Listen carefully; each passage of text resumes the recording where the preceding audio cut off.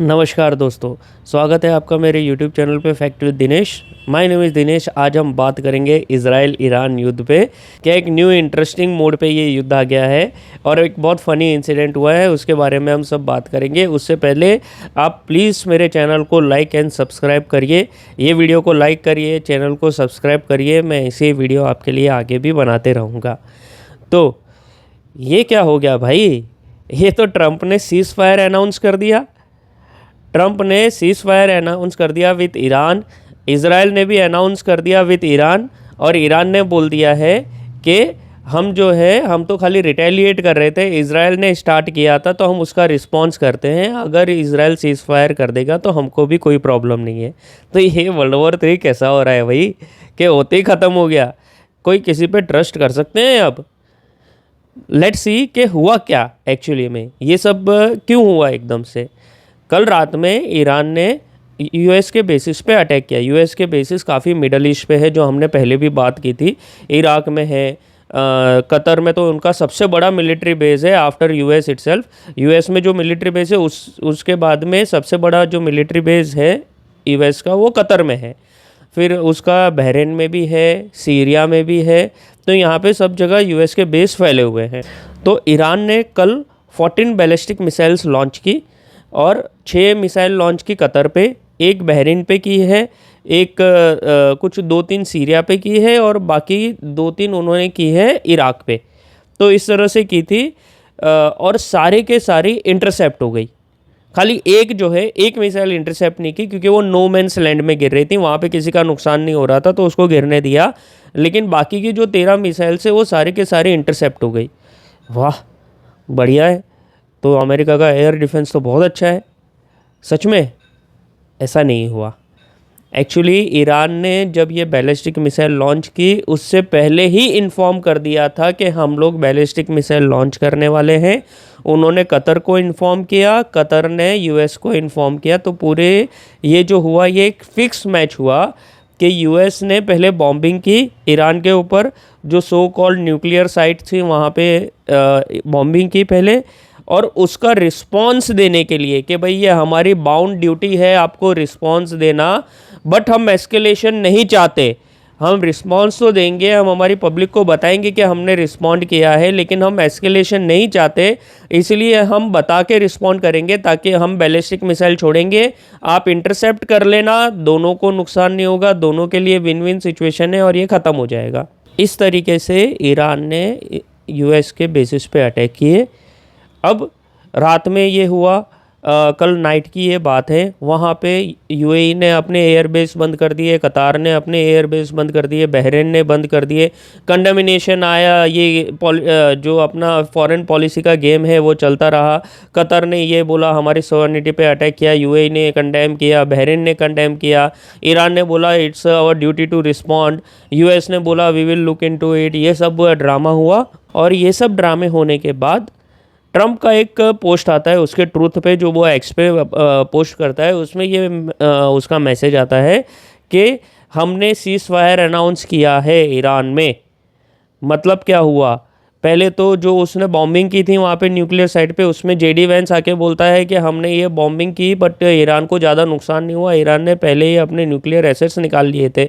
तो भाई तुम वो लोग वहाँ पे क्या झक मारने गए थे? सॉरी फॉर माई लैंग्वेज, तो करने क्या गए थे? क्यों इतना ड्रामा क्रिएट किया? Just for creating the hype कि you are the first world country और द सुपर पावर, जो लग नहीं रहा है बिल्कुल भी इस तरह से, that you are just bombing other country and से कि हमारा तो जो ऑब्जेक्टिव था वो अचीव नहीं हुआ। तो फिर कर क्या रहे थे तुम? फिर बाद में वो बोलते हैं, हमें यूएस आके बोलता है कि ये प्रिपरेशन तो हमारी 3 साल से चल रही थी, हम 3 साल से प्लान कर रहे थे ईरान पे अटैक करने के लिए, हमने ऑपरेशन सिंदूर 15 दिन में कर दिया और इनको ईरान को अटैक करने में 3 साल लग गए। बोलो ये तो इनकी प्लानिंग है। और उसमें भी फिर बाद में वो सही जगह हिट नहीं करते। तो ये कैसा सुपर पावर है इनका? ठीक है, पहला तो ये। दूसरा, आके अब ट्रंप जो है क्रेडिट जीवी, वो आके अब क्रेडिट लेने लगा है। वो नोबल पीस प्राइज़ पगलू तो है ही, तो ये पगलू फिर से अब बोल दिया कि भाई मैंने पीस कराया है, मुझे नोबल पीस प्राइज़ चाहिए। सिंपल, मैंने मिडल ईस्ट में पीस करा दिया। पीस कैसे कराया? बॉम्बिंग करके पीस कराया। इसने बॉम्बिंग की, ईरान ने बॉम्बिंग की, सीज़ फायर हो गई पीस। ये इसकी पीस है और ये कुछ भी हद तक लगता है जा सकता है पीस प्राइस के लिए। और इसने सबसे बड़ा जो नुकसान किया है वो इसने नुकसान किया है इज़राइल का। इज़राइल अपनी एग्जिस्टेंसी की लड़ाई लड़ रहा है दोस्तों। एक चीज़ समझना, यूएस को कोई थ्रेट नहीं है ईरान से, यूएस बहुत दूर है, यूएस का कोई एक बंदा नहीं मर रहा है। और अगर ईरान यूएस पे एक भी न्यूक्लियर, 2 न्यूक्लियर भी चला देगा ना तो भी यूएस जो है वो बहुत बड़ा कंट्री है, उसको कोई फ़र्क नहीं पड़ेगा इतना। ऑल्दो पब्लिक मरेगी, लोग मरेंगे, but US will exist after that. और वैसा ही सेम सिचुएशन ईरान पे भी है। अगर ईरान पे भी 1-2 जगह स्ट्राइक होती है तो भी ईरान एग्जिस्ट करेगा, लोग मरेंगे, सब कुछ है, पर ईरान तो रहेगा। बट इज़राइल में ऐसा नहीं है। इज़राइल में ऐसा कुछ भी हो गया ना तो इज़राइल सीज टू एग्जिस्ट, वो एग्जिस्ट ही नहीं रहेगा, क्योंकि वो छोटा सा कंट्री है। तो ऐसे छोटे से कंट्री को हमेशा एग्जिस्टेंस क्राइसिस रहता है, स्पेशली अगर वो एनिमी कंट्रीज से घिरा हुआ रहे। बट ट्रंप भाई ने इज़राइल को बेवकूफ़ बना दिया है पूरी तरह से। क्यों? क्योंकि इज़राइल ने जो ईरान पे अटैक किया था वो न्यूक्लियर साइट के देख के किया था कि भाई ये हम हेड ऑफ़ द स्नेक को मारेंगे, पहली बात। और दूसरा कि हमारा जो मेन ऑब्जेक्टिव है कि ईरान न्यूक्लियर ना बना सके, वो ऑब्जेक्टिव कहाँ अभी तक हुआ? उसने स्ट्राइक की हर जगह, तो भी बोला कि यहाँ पे न्यूक्लियर फैसिलिटीज़ हैं। अमेरिका ने आके स्ट्राइक की, उससे पहले ईरान ने निकाल लिया। IAEA ने बोला है कि भाई अभी तक हमको कोई भी ट्रेसेस नहीं मिले हैं रेडिएशंस के, मतलब वहाँ पे न्यूक्लियर साइट हिट नहीं हुई। न्यूक्लियर साइट हिट होती तो रेडिएशन मिलता। तो करने क्या गए थे आप लोग? क्या अचीव हुआ आपको? कुछ भी नहीं। रेजिम चेंज करनी थी, राइजिंग लायन था, वो रेजिम चेंज करनी थी। क्या रेजिम चेंज हो रही है? अब ये इनके बीच में इंटरनली क्या हुआ है वो देखना पड़ेगा। ये पता चलेगा अपने को थोड़े टाइम में कि इज़राइल, यूएस और ईरान के बीच में क्या डिस्कशन हुआ है। ये पहले तो यूएस ने बोल दिया कि ये जो बॉम्बिंग की थी हमने, ये अगेंस्ट द न्यूक्लियर साइट की थी, रेजिम चेंज करने के लिए नहीं की थी। तो सबसे पहला बैक स्टैबिंग तो यही कर दिया यूएस ने इज़राइल को, क्योंकि इज़राइल को रेजिम चेंज करनी थी। इज़राइल ने बोला था कि जब तक ये रेजिम रहेगी हमको ये एग्जिस्टेंशियल क्राइसिस रहेगा। वो शाह ऑफ ईरान को लाना चाहते थे जो पहले थे आयतुल्ला के। लेकिन अब यूएस बोल रहा है कि रेजिम चेंज नहीं होगी। तो इज़राइल को पहला बैक स्टेप वो था। दूसरा बैक स्टेप उसने अभी किया है सीज फायर अनाउंस करके विदाउट कंप्लीटिंग द ऑब्जेक्टिव। और उसने इज़राइल को भी फोर्स किया यूएस ने कि तू भी सीज फायर कर, और उसी के रिस्पॉन्स ने ईरान ने भी किया। अब तीनों के बीच में क्या खिचड़ी पकी है वो देखना पड़ेगा कि क्या है क्या नहीं है। बट इसमें लॉस तो है इज़राइल का, क्योंकि उसके ऊपर एग्जिस्टेंशियल थ्रेट है, ना कि यूएस पे, ना कि ईरान पे। तो इज़राइल ने जो किया था वो उसका एक राइट था करने का, क्योंकि उस पर एग्जिस्टेंशियल थ्रेट थी, और उसको रिस्पॉन्स करने का राइट था ईरान का, जो ईरान ने भी किया। लेकिन जो यूएस ने आके अब जो किया है उससे ये सिचुएशन थोड़ी ट्रिकी हो गई है फिर से। और इसमें आप सबसे इंटरेस्टिंग देखेंगे कि ईरान भी कम नहीं है।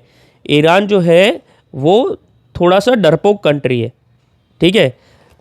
इंडिया पाकिस्तान का भले कैसा भी युद्ध है, पाकिस्तान भले कितना भी बेकार कंट्री है, ठीक है, लेकिन वो भी है ना इस तरह से बता के नहीं करता जिस तरह से ईरान ने किया है। ईरान ने लास्ट ईयर भी जो अटैक किया था वो बता के किया था, फ्रेंडली मैच हुआ था। आज भी जो किया है वो फ्रेंडली मैच किया है ईरान ने, कि ईरान ने जाके सबको पहले बता दिया और फिर बाद में ये हुआ है, ठीक है। और इसमें आप इंटरेस्टिंगली देखेंगे जो ऑयल प्राइस है, ईरान ने बोला कि मैं स्ट्रेट ऑफ हॉर्मोस बंद कर दूंगा। स्ट्रेट ऑफ हॉर्मोस, ये देखो यहाँ पे स्ट्रेट ऑफ हॉर्मोस है, ये पूरे वर्ल्ड का 20+% ऑयल एंड 20+% गैस का रूट है। अगर इसको बंद करता है तो ऑयल का price will gone up like anything, and gas का प्राइस भी बढ़ जाएगा, जिससे इकोनॉमिकल क्राइसिस आएंगे, क्योंकि फ्यूल के प्राइस बढ़ेंगे, पेट्रोल डीजल के प्राइस बढ़ेंगे, इकोनॉमी को लॉस होगा। तो ये काफ़ी एक सीरियस सिचुएशन हो जाता। लेकिन जैसे ही ईरान ने अटैक किया तो ऑयल के प्राइस गिर गए, ऑयल के प्राइस 4% गिर गए, और फिर थोड़ी देर बाद वो नॉर्मलाइज हुए। क्यों? क्योंकि ईरान ने ऑलरेडी बता दिया था कि हम अटैक करेंगे, जिससे ये हो गया था कि भाई ये एक फ्रेंडली मैच है और हमको ज़्यादा रिस्क नहीं है। तो इस तरह का ड्रामा पूरा हुआ कल नाइट में, और इज़राइल और यूएस ने सीज फायर अनाउंस किया, और उसके बेसिस पे ईरान ने भी अनाउंस किया। अब कुछ पगलू आएंगे और बोलेंगे ये ईरान की विक्ट्री है, कुछ आएंगे ये इज़राइल की विक्ट्री है। ये किसी की कोई विक्ट्री नहीं लग रही है, ये जस्ट कुछ लॉस करना था ईरान को स्पेसिफिकली, वो उन्होंने कर दिया इजराइल ने। जो उनके हेड ऑफ द स्टेट्स थे एक्सेप्ट आयतुल्ला, बाकी सबको उन्होंने ख़त्म कर दिया है इजराइल ने। और कुछ साइट्स को डिस्ट्रॉय तो किया है, खाली 2-3 साइट्स थी वो रह गई है जिसको यूएस करना है तो वो भी नहीं कर सका, बट वो कुछ किया है। और उनके बीच में कोई ये अंडरस्टैंडिंग हुआ है पक्का कि भाई हम न्यूक्लियर पे नहीं जाएंगे, ईरान ने बोला होगा, क्योंकि फिर मरने का डर तो सबको लगता है। तो वो हो सकता है कि उसकी वजह से कोई अंडरस्टैंडिंग होकर वहाँ पे रुक गया हो। और ईरान ने भी अच्छा खासा नुकसान किया है इजराइल का, इजराइल पे अटैक हुए हैं और उसके एयर डिफेंस को काफ़ी यूज़ कर दिया है इजराइल ने, तो उसको भी वो रिवाइव करना है।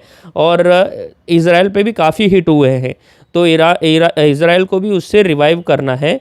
तो इस तरह से ये लोग एक अंडरस्टैंडिंग पे आके रुके हैं। और यूएस ने, ट्रंप ने अब फिर से अपना क्रेडिट लिया है और वो पीस प्राइस के लिए जाएगा, जिसके लिए कोई भी नहीं बोल रहा। और जो अब इंटरेस्टिंग इसमें सबसे ज़्यादा ये है, ये लास्ट में आपको बताता हूँ, इंटरेस्टिंग सबसे ज़्यादा ये है पाकिस्तान का। पाकिस्तान ने पहले नोबेल पीस प्राइज़ नॉमिनेट किया अमेरिका को, डोनाल्ड ट्रंप को नोबेल पीस प्राइज़ के लिए नॉमिनेट किया।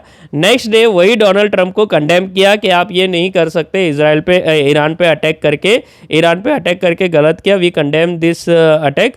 और अब उसने सीज फायर किया, तो अब देख लेना पाकिस्तान पक्का वो नोबेल पीस प्राइज़ के लिए फिर से जाएगा ट्रंप के लिए। तो पक्की हीरा मंडी है वो कभी नहीं सुधर सकता। तो इस तरह से पूरा ये सारांश है कि कैसे एक फिक्स मैच हुआ, फ्रेंडली मैच हुआ, इतना ड्रामा हुआ, एक दूसरे पे अटैक हुए, मिसाइल्स चली, सब चला, और आके वापस दोनों एक जगह पे आ गए हैं, इजराइल एंड ईरान। तो लेट्स सी कैसे ये सिचुएशन बदलती है। वर्ल्ड वॉर 3 का तो अब कोई चांस दिख नहीं रहा है दूर दूर तक फ्रेंडली मैच में, लेकिन कैसे सिचुएशन चेंज होती है आपको पता नहीं, मुझे पता नहीं, क्योंकि काफ़ी वॉलेटाइल सिचुएशन अभी हो रही है। चाइना क्या रिस्पॉन्ड करेगा, रशिया क्या रिस्पॉन्ड करेगा, और अभी इजराइल आगे कुछ करेगा कि नहीं करेगा 1-2 महीने में, यूएस चुप रहेगा कि फिर वो भी कुछ करेगा, ईरान क्या करेगा। तो ये सब सिचुएशन अभी थोड़ी ट्रिकी बनी हुई है और अभी वॉलेटाइल सिचुएशन है, कहीं भी कुछ भी हो सकता है आज के टाइम में। So let's see how the situation will move head. तो जो भी इन्फॉर्मेशन होगी मैं आपके लिए लाते रहूँगा। तो तब तक के लिए थैंक यू दोस्तों, जय हिंद, जय भारत, नमस्कार। और please like and subscribe my channel. मैं आपके लिए वीडियो बनाता हूँ, मेहनत करता हूँ, तो मेरे को थोड़ा सा रिवॉर्ड दीजिए सब्सक्राइब करके, और वीडियो को एंजॉय करिए, लाइक करिए। और कुछ भी ऐसा होता है कि कोई स्पेसिफिक टॉपिक पे बनाना है या कुछ इम्प्रूवमेंट है तो प्लीज़ कमेंट करके मुझे बताइए। और आपको इसमें कुछ भी ऐड करना है तो प्लीज़ कमेंट करके बताइए, will look into it, and आपके जो भी चीज़ होगी उसके लिए मैं आपको रिस्पॉन्ड करूँगा आपके कमेंट पे। थैंक यू दोस्तों, थैंक यू, जय हिंद, जय भारत।